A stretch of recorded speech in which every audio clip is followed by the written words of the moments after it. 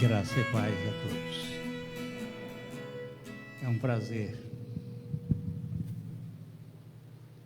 a gente poder estar aqui com vocês, vendo algumas pessoas que já conhecemos e conhecendo outros. É uma alegria muito grande.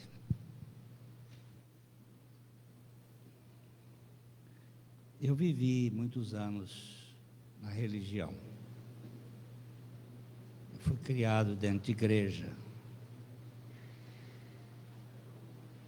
Gente educado na escola dominical.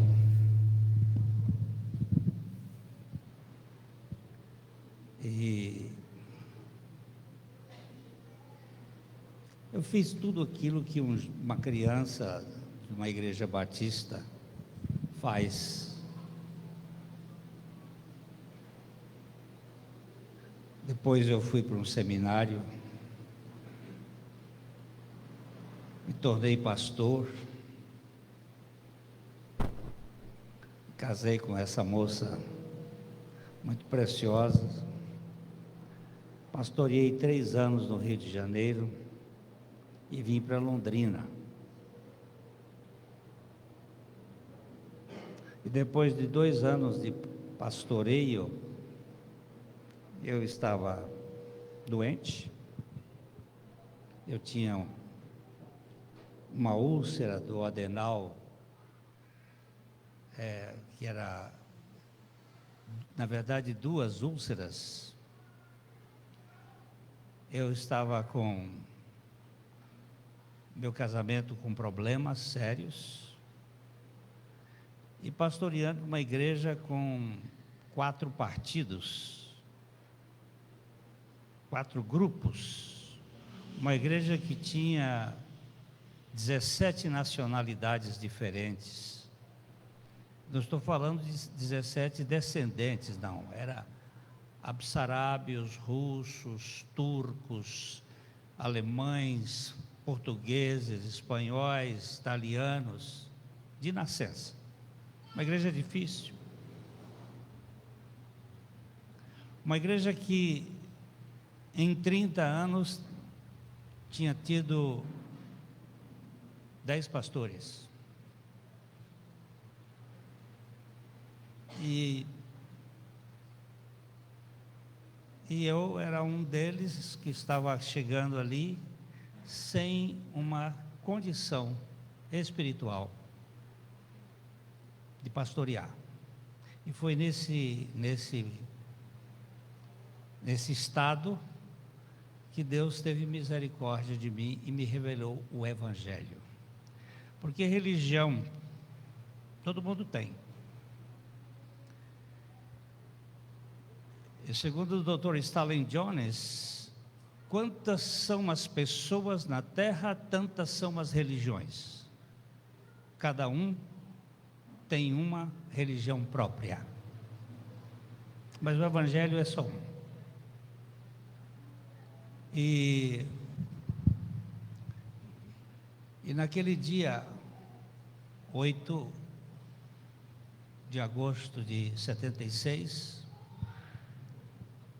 eu criei na palavra de Deus, não porque eu quisesse crer, mas porque o Espírito Santo revelou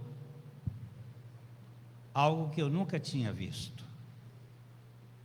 apesar de estudar a Bíblia, eu nunca tinha visto. Eu levei 2 anos para começar a pregar, porque eu precisava internalizar esta realidade. Isso tinha que entrar e não ser simplesmente uma coisa na cabeça. E a partir dali, Deus começou a fazer algo na igreja, na minha vida e na vida da minha esposa. Minha esposa veio ter a experiência 10 anos depois. Ela ficou na igreja, ouvindo e às vezes até se irritando com essa pregação louca de que o Adão tem que morrer. O mais indigno de todos os pecadores, alcançado pela graça de Deus. E hoje tenho o prazer de estar aqui com meus irmãos para partilhar um pouco do que a palavra de Deus fala sobre esta realidade. E nós vamos abrir as nossas Bíblias no livro de Josué. Josué capítulo 4.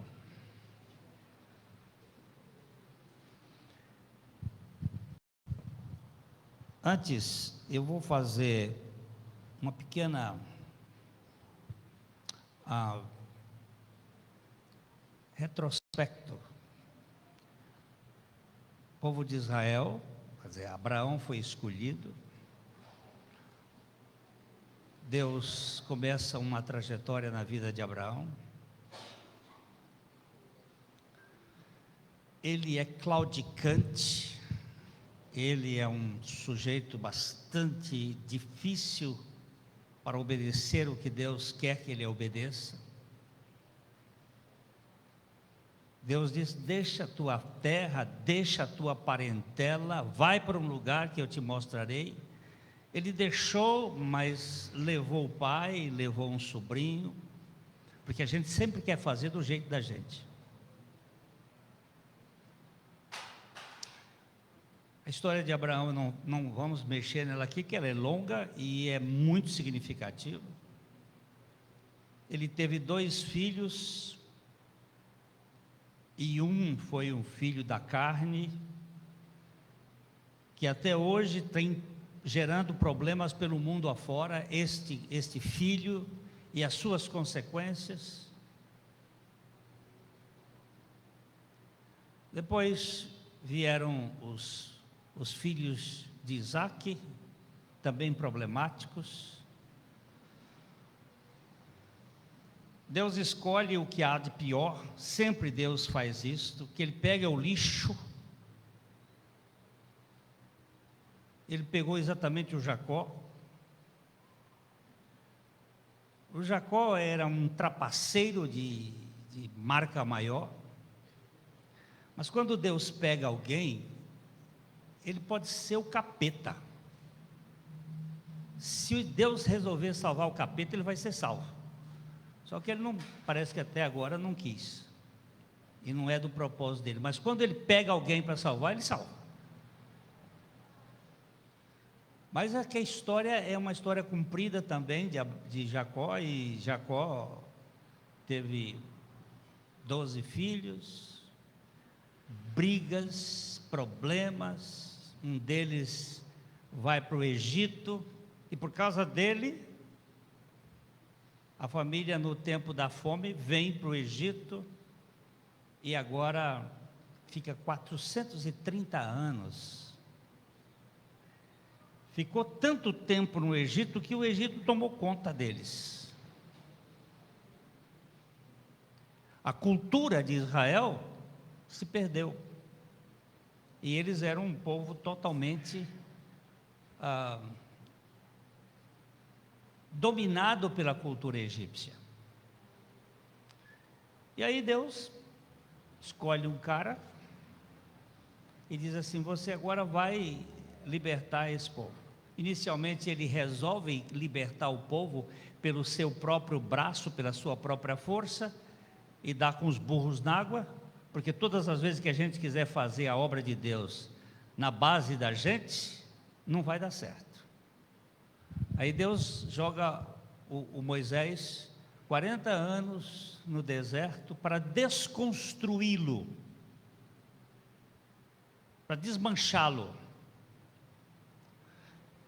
E depois de 40 anos, ele até já tinha perdido a condição de falar, ficou tati-bitate, ficou gago, não sabia mais nem se comunicar. Deus diz: agora você vai. Agora eu quero que você vá libertar aquele povo. Moisés passa 40 anos tentando levar aquele povo para a terra prometida.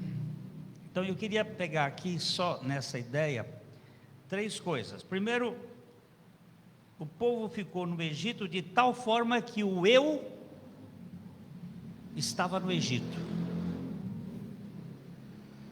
O eu estava totalmente dominado pelo mundo. O Egito aqui é uma figura de mundo.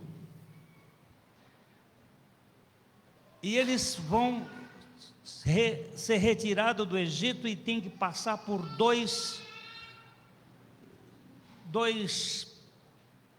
pontos importantes de água: o Mar Vermelho e o Rio Jordão.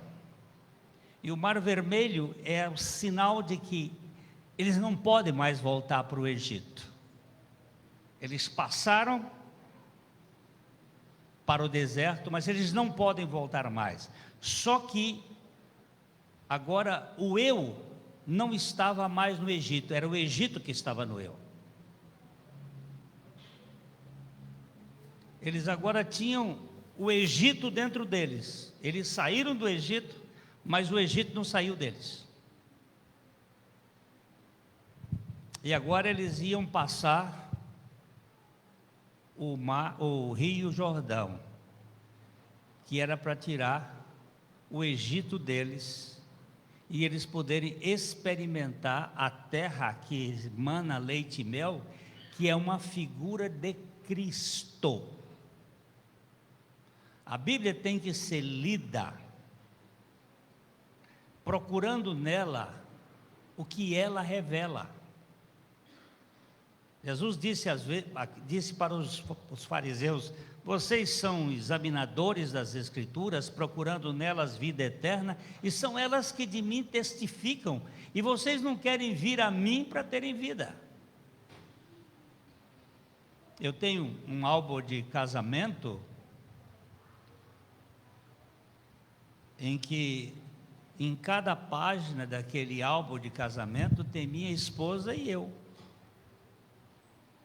Minha esposa e eu na primeira página, depois minha esposa e eu e os pais dela, depois minha esposa e eu e meus pais, minha esposa e eu e os padrinhos, minha esposa. Por que nós estamos em todas aquelas páginas? Porque é um álbum do nosso casamento. E se ele é um álbum do nosso casamento, nós temos que estar lá. Está contando a nossa história de casamento. E a Bíblia é uma história de quê? De quem é que a Bíblia está falando? É de você? É de mim? Não. Está falando de Jesus. E da obra que Jesus vem fazer em nosso favor. Porque Deus criou o homem e o homem se despencou.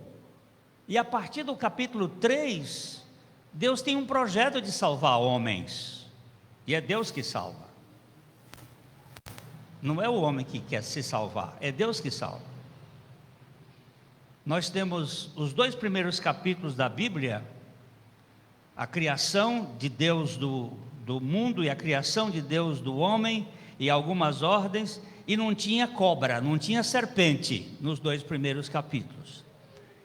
No 3º capítulo ele entra, e o homem cai, e aí começa o Evangelho, começa Deus fazendo algo para salvar o homem, e a serpente trabalha em toda a Bíblia.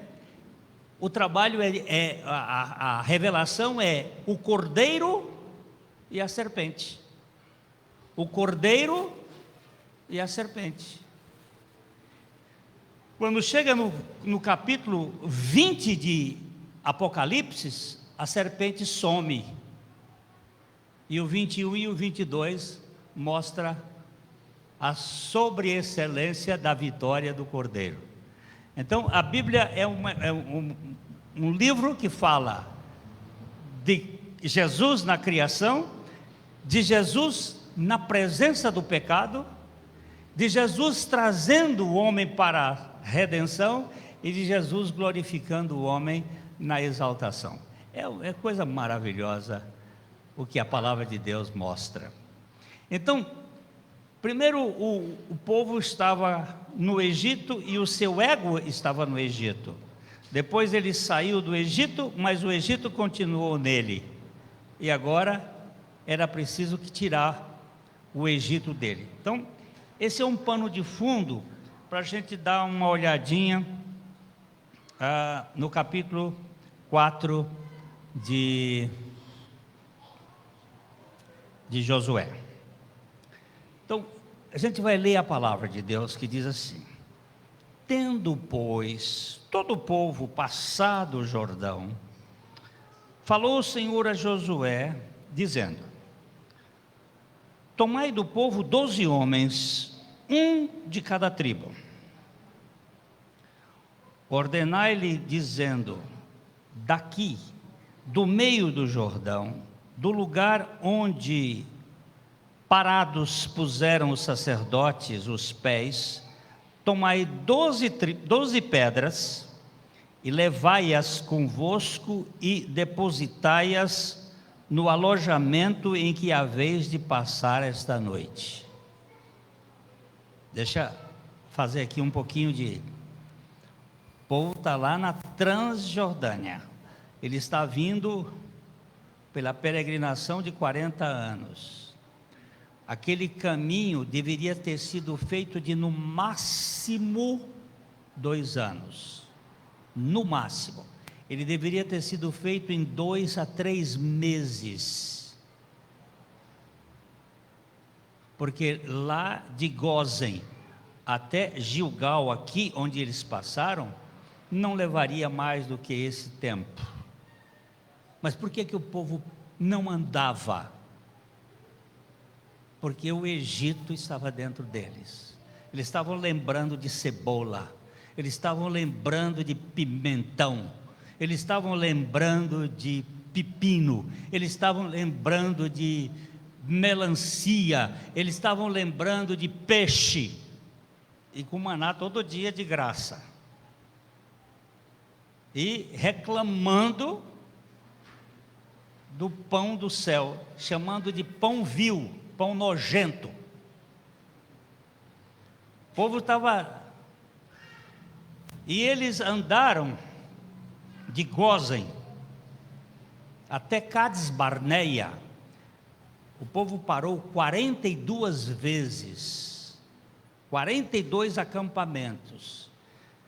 De Gósen, que é a cidade onde eles estavam, até Cades Barneia, é a 32ª parada. Eles fizeram isso em 2 anos. 2 anos eles andaram 85% da estrada. E levaram 38 anos para andar 15%. E vocês não sabem por quê. Por causa dos espias. O que os espias foram fazer?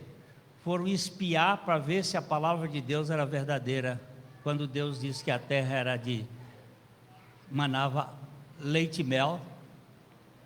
Eles queriam saber se Deus estava falando a verdade. E quando você duvida da palavra de Deus, você fica paralítico. Você não consegue andar.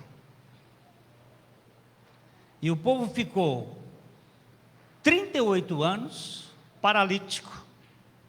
Vocês se lembram que Jesus curou um paralítico que estava há 38 anos no Betesda, no lago de Betesda? Aquele paralítico representava Israel, que ficou 38 anos paralítico na caminhada, porque ele estava dominado pela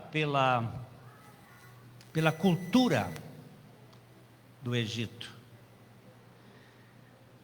Então, aqui nós temos os sacerdotes chegaram na beira do rio. O rio é hoje um pouquinho mais largo do que essa sala aqui. Tem lugares um pouco mais largos, mas nessa época do ano, e nessa época, ele estava de ponta a ponta, devia dar mais ou menos uns 800 metros de largura. E Deus disse que era para passar. Mas nós duvidamos. Nosso problema com a palavra de Deus é terrível, pelo menos o meu é, não sei de vocês. Eu leio certos textos e disse, mas será verdade mesmo? E Deus disse, olha, vão os sacerdotes na frente, eram 4 sacerdotes, um em cada varal da arca, 2 na frente e 2 atrás, e quando o sacerdote pisar na água, a água vai estancar. E o sacerdote vai andar, eles vão andar até o meio, e quando chegar no meio eles vão parar. E vão ficar ali parados até que todo o povo passe. Presta atenção, não se trata do filme apresentando aquela coisinha assim, não. Eram 2 a 3 milhões de pessoas. Quanto tempo esse povo ia passar? Não é pouca, não são poucas horas, não. E tinha mulher e criança e gente aleijado e que tinha que andar devagar. E eles tinham que ficar parados ali. Segundo um cálculo de um general americano, para passar o Mar Vermelho, o mar abriu cerca de 5 quilômetros para que aquela multidão pudesse passar toda, numa noite. Agora aqui é mais fácil, porque aqui a água estancou e ficou um espraiado para cá, e o povo começou a passar, mas os sacerdotes ficaram parados ali. E ele diz assim, ó, ordenou-lhes dizendo, daqui do meio do Jordão, do lugar onde parados puseram os sacerdotes os pés, tomai 12 pedras, e levai-as convosco, e depositai-as no alojamento em que haveis de passar a noite. Cada um membro daquelas tribos, da tribo de Ruben, da tribo de Gade, da tribo de José, da tribo de Efraim, cada um deles tinha que pegar uma pedra para construir alguma coisa lá, para construir um altar de representação. Agora, presta atenção como é que é importante a gente ler a Bíblia com cuidado. Versículo 4, chamou Josué os 12 homens que escolhera dos filhos de Israel, um de cada tribo, e disse-lhes, passai adiante da arca do Senhor vosso Deus, ao meio do Jordão, e cada um levante sobre o ombro uma pedra, segundo o número das tribos dos filhos de Israel. Depois eu vou fazer uma pergunta, o que essas pedras estão representando aqui? Por que Deus quer que tire uma pedra de dentro do rio e construa um altar memorial lá em Gilgal? Então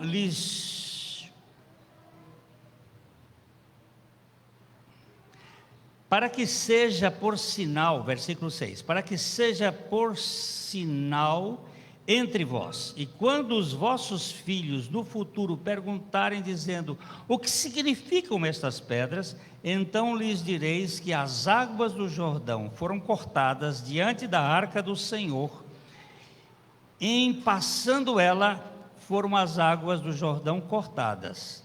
Estas pedras serão para sempre um memorial aos filhos de Israel. E fizeram, pois, os filhos de Israel como Josué ordenara, e levantaram 12 pedras do meio do Jordão, como o Senhor tinha dito a Josué, segundo o número das tribos dos filhos de Israel, e levaram-nas consigo ao alojamento e as depositaram ali.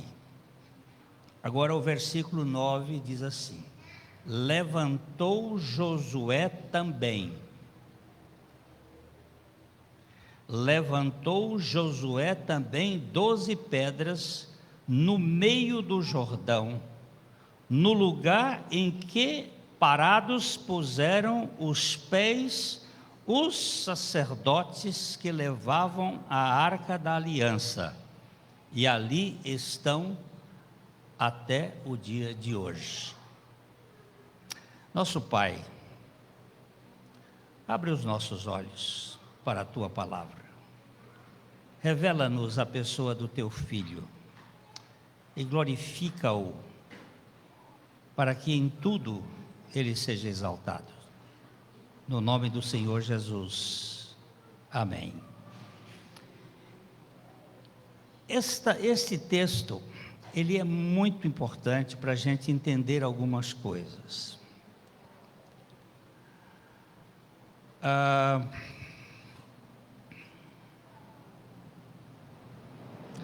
Quando Jesus disse, vocês examinam as Escrituras, procurando nelas vida eterna, e são elas que de mim testificam, esse verbo examinar, ele tem o sentido de garimpar, de examinar o cascalho, em busca da pepita. Ele também tem a ideia de uma leoa que teve os seus filhotes roubados e sai farejando em busca de um deles.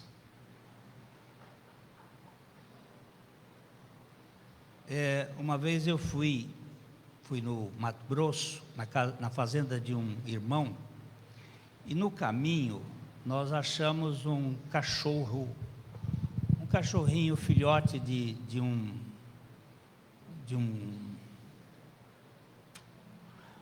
essa coisa está acontecendo comigo por causa do Covid. Depois do Covid eu perdi um bocado da memória. Agora eu tenho que ficar com calma. Aquele cachorro vermelho brasileiro, como é que chama? Não é o lobo-guará. Lobo-guará. Nós encontramos um lobo-guará pequenininho e o meu amigo disse assim, vamos pegar ele e levar para casa. Aí pegou o filhote e levou para casa. E nós andamos uns 20 quilômetros até a sede da fazenda. Ele botou o filhote lá. E quando foi de madrugada, nós vimos aquele tropé. Era a mãe. Ela veio atrás do filhote. Esse é o sentido da palavra examinar. Não fica parado, não, você vai atrás. É um sentido da leoa e do cachorro que fareja. E Jesus diz assim, vocês examinam e vocês não me enxergam? Vocês não me veem? Vocês não estão me vendo aqui na palavra? Há uns 2, 3 anos atrás, faleceu um dos grandes expositores bíblicos que teve aqui no Brasil, Dr. Christian Shen. Ele era um físico nuclear, ele veio para o Brasil para montar a Angara, aquela usina de Angara. E ele fez uma vez uma declaração na nossa igreja, ele veio pregar aí, ele disse o seguinte: cada página da Bíblia você tem que achar Jesus. Se você não achar Jesus, você não está lendo a Bíblia. E ele chegou a afirmar o seguinte: a cada 17 versículos, um está falando diretamente de Jesus. Dos 31 mil versículos que a Bíblia tem, você tem que procurar Jesus. E aqui nós temos que achar Jesus. O que ele está fazendo aqui? O que essas pedras estão fazendo aqui? De que ele está falando isso aqui? Primeira coisa que nós temos que verificar é o Jordão. O Jordão é um discurso. O Jordão é uma linguagem. O que significa Jordão? Aquele que desce.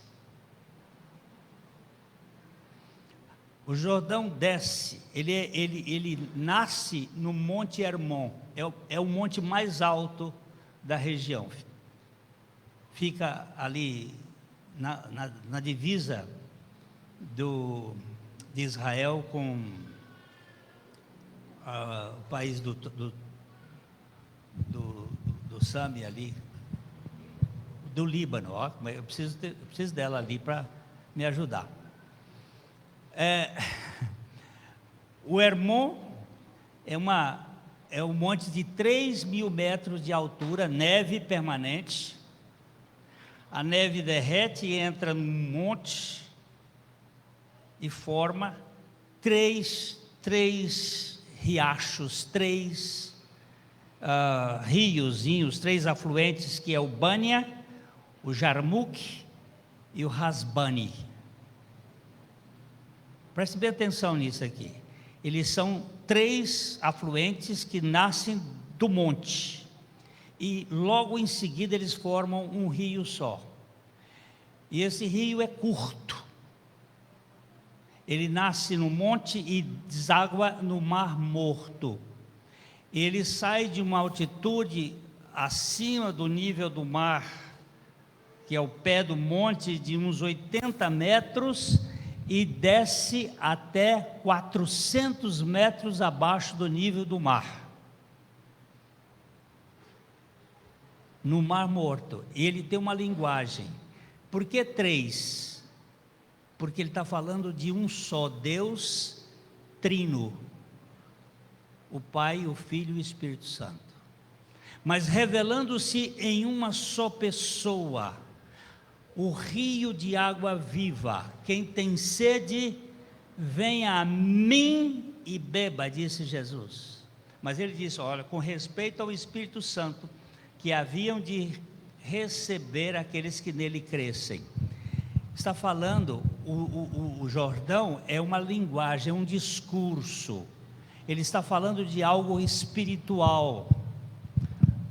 Por isso que aquelas pessoas ali têm um cuidado com aquele rio, porque é a única fonte, é o único rio perene que existe lá naquela região. E o rio está falando tanto da trindade, da divindade, que são três, que se tornam um, como do Deus que entra na fenda mais profunda que existe na terra. A fenda que vem lá da região da Turquia e que desce e vai até a África. Essa fenda profunda é a queda do homem, é o Deus que entra dentro da natureza caída da raça humana para salvar o homem da sua mania de querer ser Deus, porque todos nós somos invadidos por um desejo de onipotência, por um desejo de notoriedade, por um desejo de importância. Nós queremos ser melhores do que os outros, nós queremos ser mais reconhecidos, e isso invade a nossa alma, e é um prejuízo terrível. Então ela está revelando esta realidade.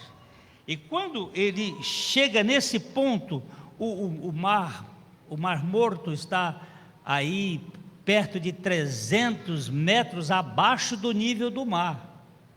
O mar está lá do outro lado. Se você pegar lá, aqui onde eles passaram, é uma profundidade, é um buraco geológico muito profundo. Está falando do Deus Trino que se revela numa pessoa em busca de uma humanidade que está caída no mais profundo abismo. E essa humanidade sou eu. Agora você que tem que saber se ele veio para você também. Porque se ele veio para você também, ele quer lhe tirar de lá, desse buraco, dessa fossa. Mas vocês percebem que o que ele faz aqui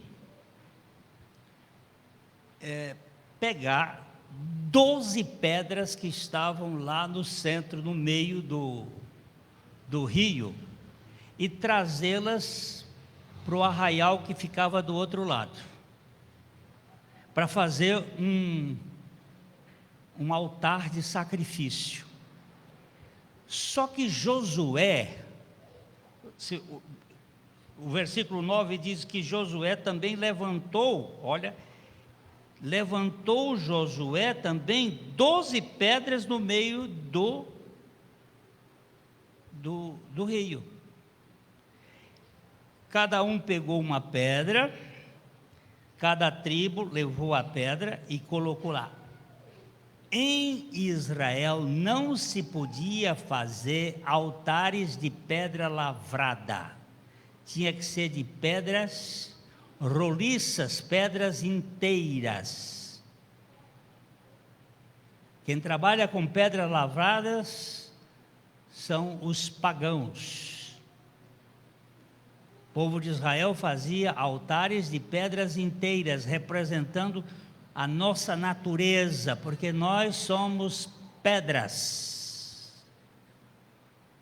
Eu não vou ter tempo de falar hoje aqui que um dos grandes problemas da construção do templo de Salomão foi pedras serradas, que gerou toda a guerra que até hoje está no mundo por causa disto.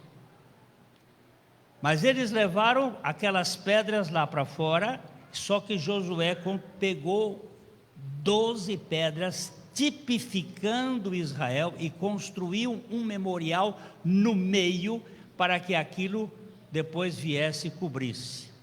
Isso representa duas coisas. O que Jesus Cristo veio fazer aqui na terra? Ele veio nos salvar. Salvar de quê? O que ele veio nos salvar? Qual é dos nossos pecados? Sim, mas escuta, se eu tirar todos os limões de um pé de limão, o que vai acontecer no ano seguinte? Não? Ele vai produzir de novo. Então eu tenho que dar um jeito melhor nesse troço aí.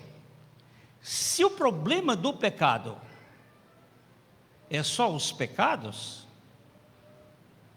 o trabalho dele era em vão, porque era aquilo que acontecia lá no povo de Israel no antigo.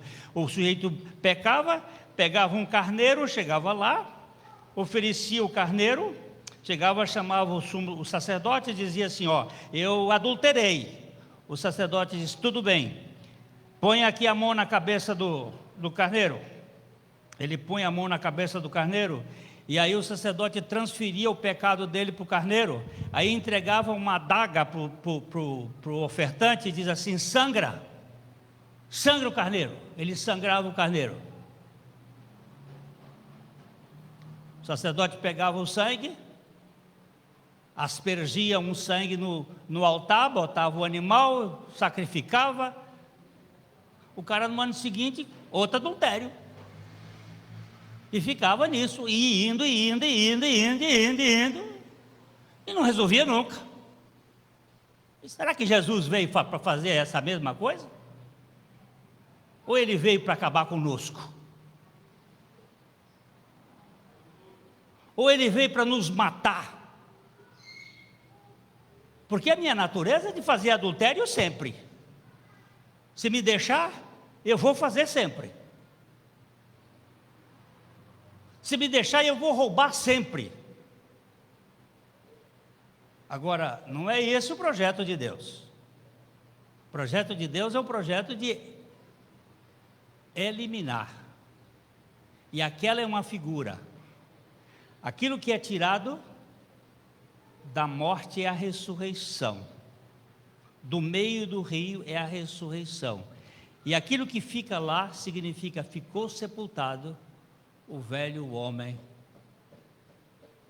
lá quando Cristo morreu. é uma figura que tipifica a nossa realidade espiritual. Jesus, quando ele veio aqui na terra, ele veio para salvar as pessoas que o Pai deu para ele.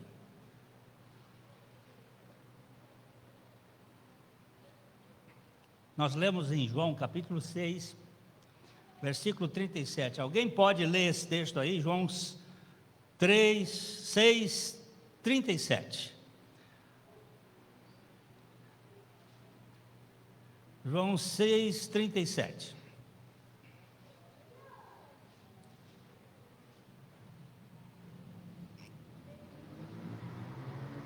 Ninguém sabe ler?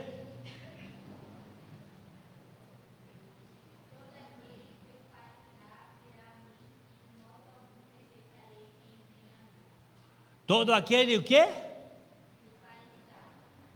O que que faz? Virá a mim. E eu de modo algum vou deixá-lo para trás. Todo aquele que o Pai me dá virá a mim, e todo o que vier a mim, eu o ressuscitarei no último dia. Você já pensou que você crê em Jesus Cristo? Opa, você crê em Jesus Cristo mesmo? Porque fé é o firme fundamento daquilo que se espera e a convicção daquilo que não se vê. Convicção. Não é eu acho. Eu tenho convicção. Você tem convicção de quê? De que eu estou crucificado com Cristo, que eu não vivo mais e que Cristo vive em mim.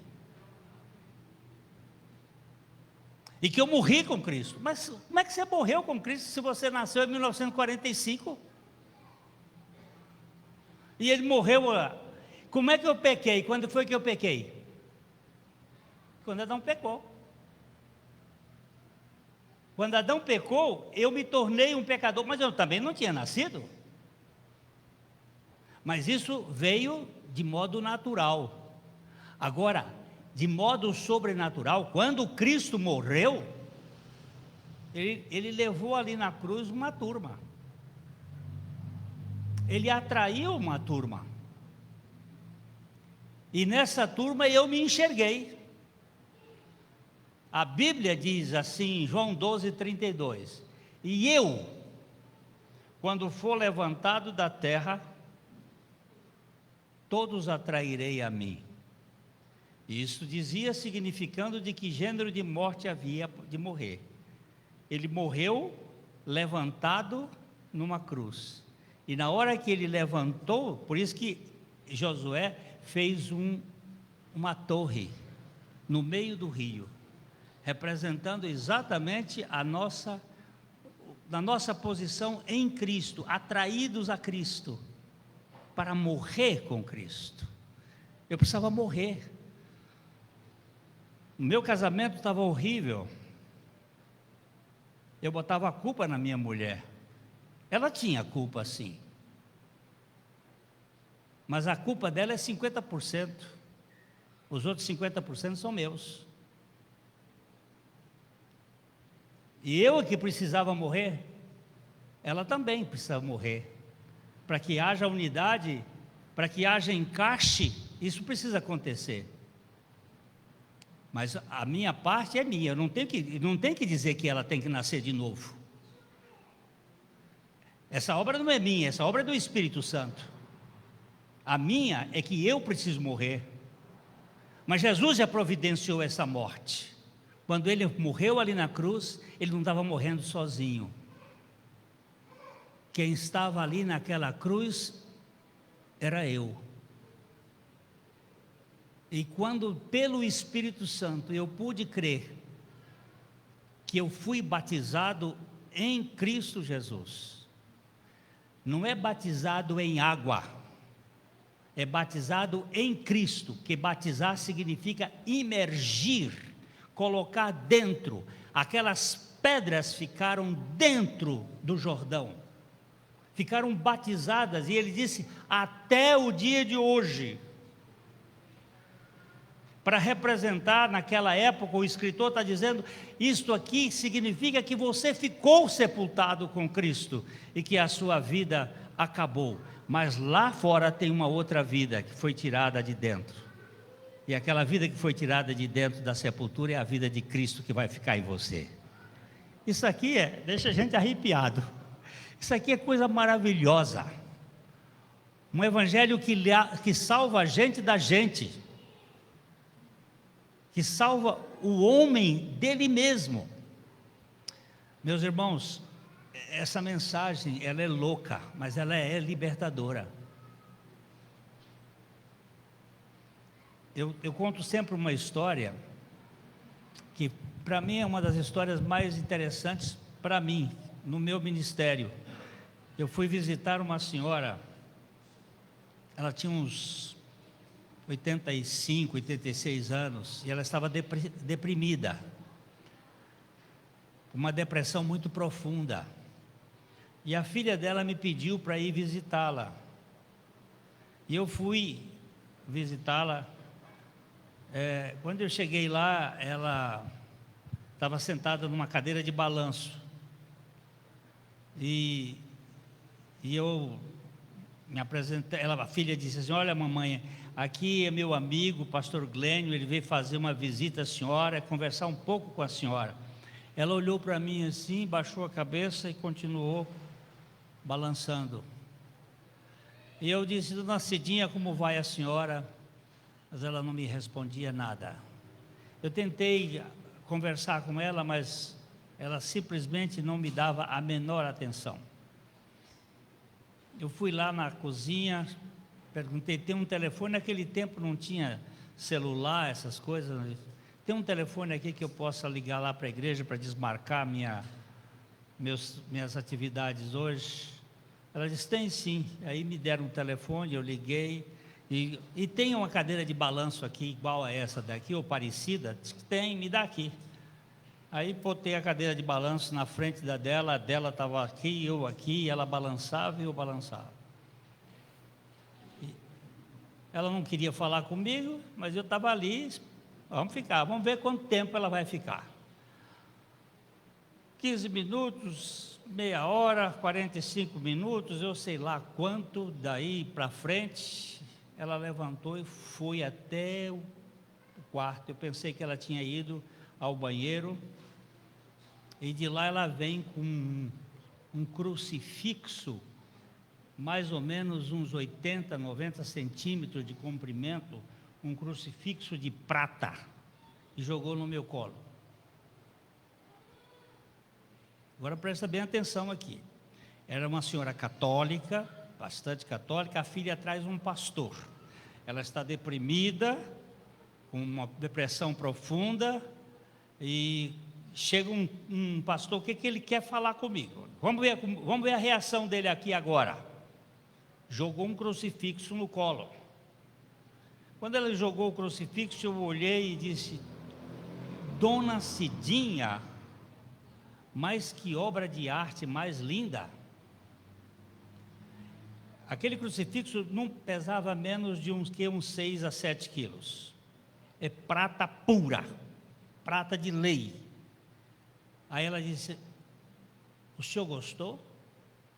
Eu disse: dona Cidinha, esse crucifixo é uma obra de arte muito bonita. E ela: o senhor gostou? E aí ficou essa conversa minha: obra de arte muito bonita, e o senhor gostou. E foi assim um tempo. Aí eu disse: mas eu tenho uma coisa aqui que eu acho que está errada. Ela disse: o quê? Eu disse: a cabeça. E o que é que tem a cabeça? Essa cabeça aqui, dona Cidinha. Vamos imaginar aqui uma coisa. Eu estou andando na rua com o seu filho, e aí eu mato uma pessoa. A polícia vem e eu digo: não, quem matou foi fulano aqui, ó. Ele é que matou. E a polícia pega ele e ele vai preso. O seu filho agora vai para a cadeia e eu vou lá para minha casa. Não é justo. Por que não é justo? Porque foi o senhor que matou. Eu digo: quem é que Jesus morreu Por causa de quem? Quem é o pecador? Sou eu, a senhora ou era Jesus? Aí ela virou, é o senhor. Diga, quer dizer que a senhora não é pecadora? Aí foi uma conversa boa que nós tivemos. A senhora nunca pecou, dona Cidinha? Não, eu nunca pequei. Nunca cometeu uma mentirinha branca? A mentirinha branca não é pecado. Eu digo, opa, quem foi que disse que não? Um pouquinho de veneno mata. O homem pode ser morto por um míssil ou por um mosquito de dengue. Tem mentirinha pequenininha que mata. Separa de Deus, é sórdida, é pecado. Quer dizer, a senhora tem uma Bíblia? Aí ela disse, tenho. Traz sua Bíblia. Eu tinha a minha Bíblia, mas eu não quero a minha Bíblia com ela. Eu quero que ela tenha a Bíblia dela. E ela me traz uma Bíblia Barça, daquelas Bíblias desse tamanho assim, toda cheia de ácaro, toda cheia de poeira. Eu tive que bater na Bíblia assim, chega, fazia nuvem, fazia séculos e seculorum que ela não pegava naquela Bíblia, toda poeirenta. Mas eu digo que eu com essa aqui mesmo que nós vamos ver. Vamos aqui. E aí foi mais ou menos 1h30, eu pegando a Bíblia. Vamos ler aqui, dona Cidinha. Vamos ver aqui, dona Cidinha, esse texto, quer ver? Vamos ver aqui esse texto. Dona Cidinha, olha aqui. Romanos capítulo 6. Pega aí na sua Bíblia. Eu já estou acabando. Eu tenho que voltar para casa. E vocês têm que ir amanhã trabalhar.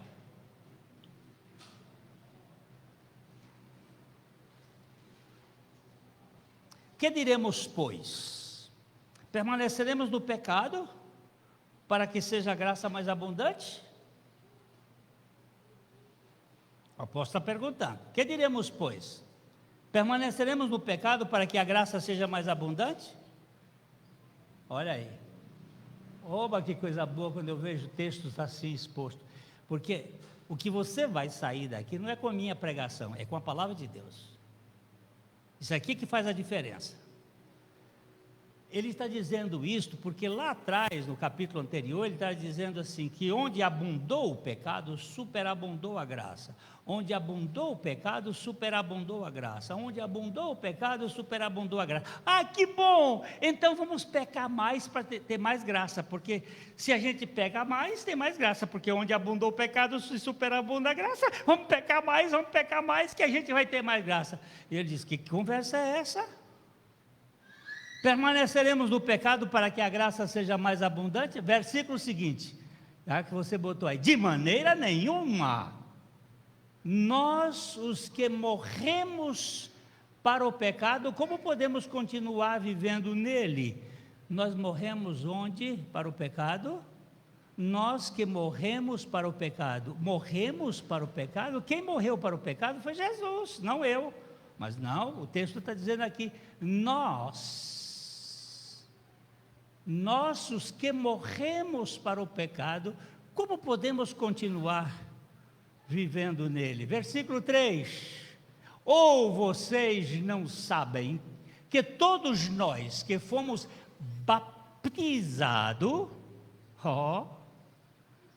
batizados em Cristo Jesus, fomos batizados em sua morte?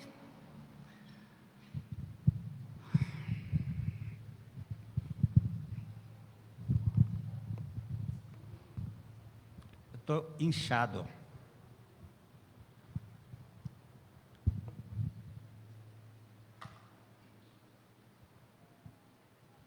Onde é que está a minha aliança agora?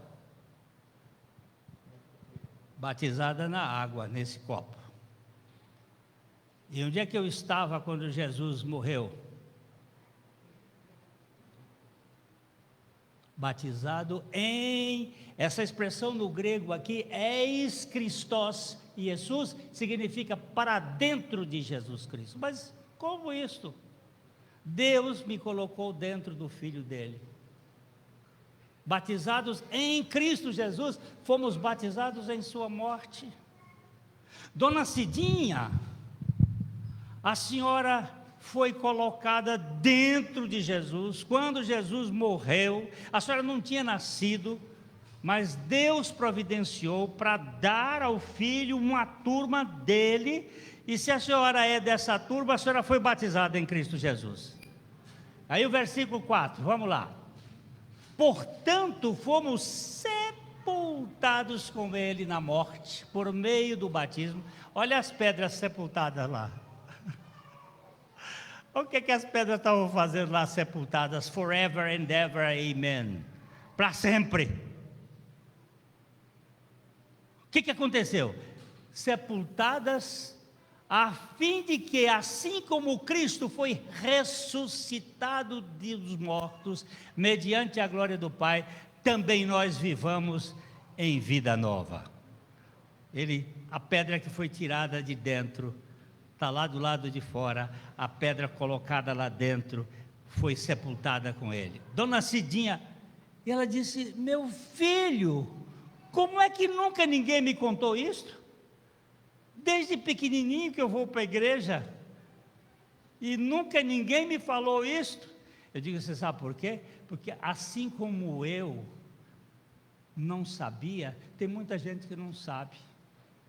Só fala que Jesus morreu por eles, mas que eles morreram com Cristo, eles não falam, porque não sabem. E o que está errado, meu filho? Diga: a cabeça.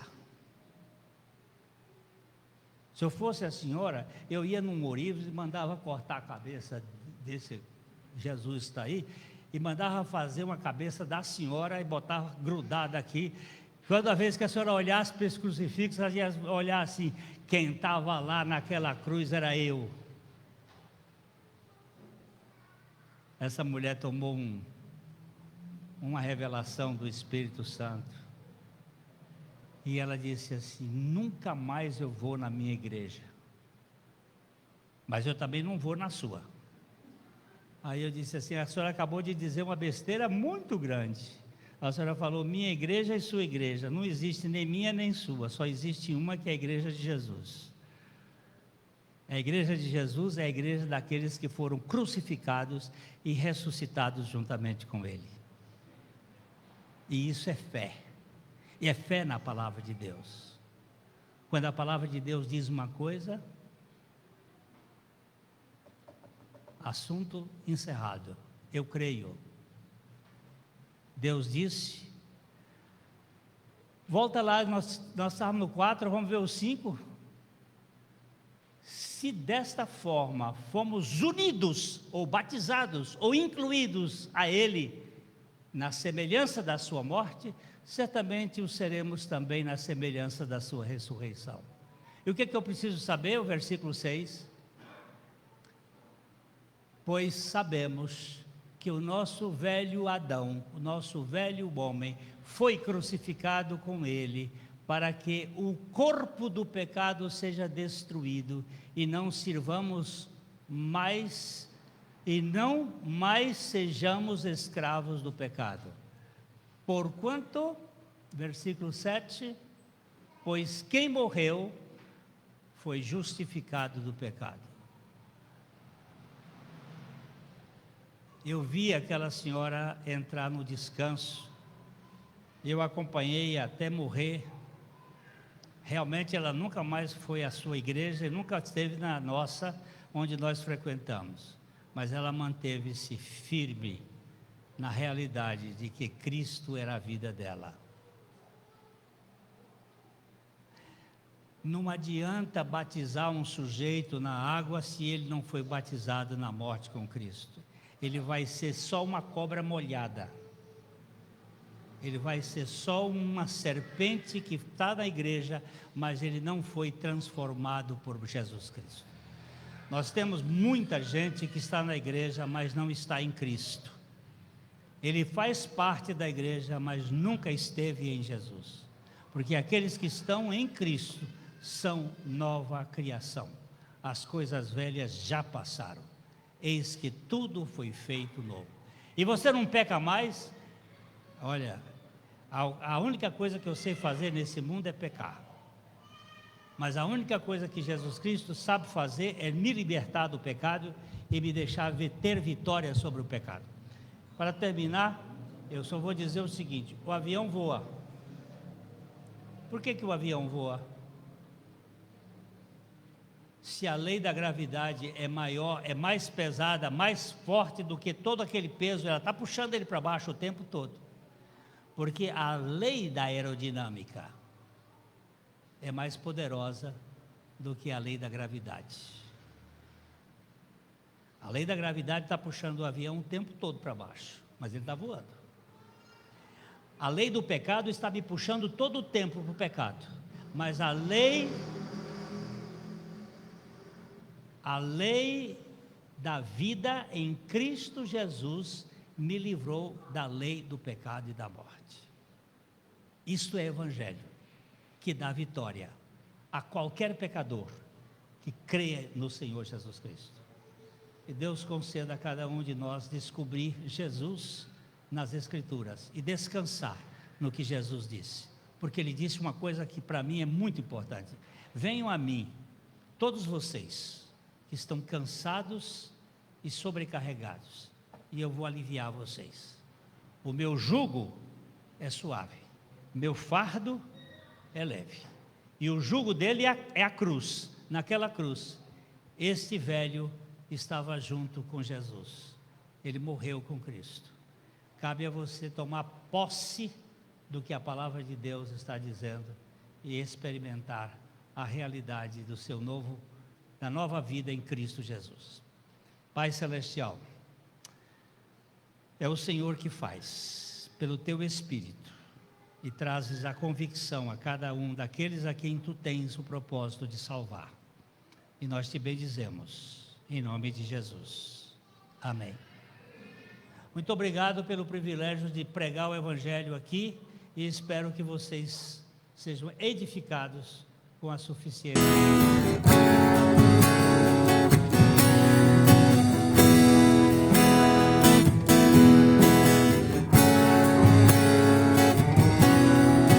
Tu és soberano sobre a terra, sobre os céus, Tu és Senhor absoluto. Tudo que existe e acontece, Tu sabes muito bem. Tu és tremendo, e apesar dessa glória que tens, Tu te contas comigo também. E esse amor tão grande eleva-me, amarra-me a Ti. Tu és tremendo.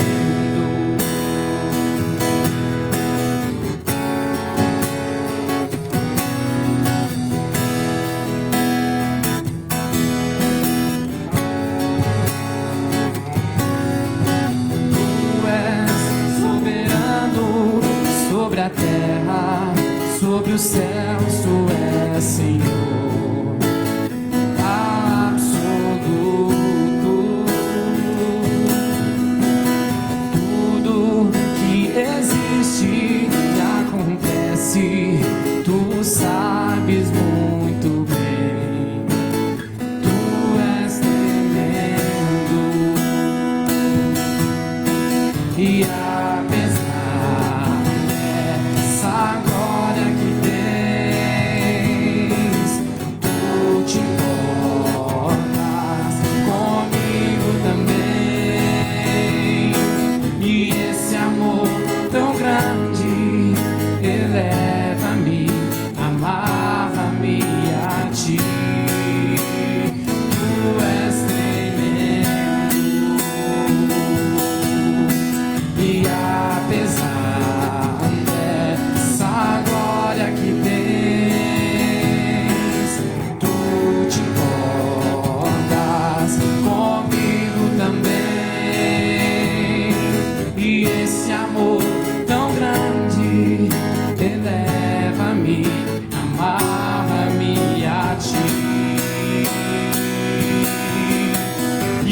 esse amor tão grande eleva-me, amarra-me a ti.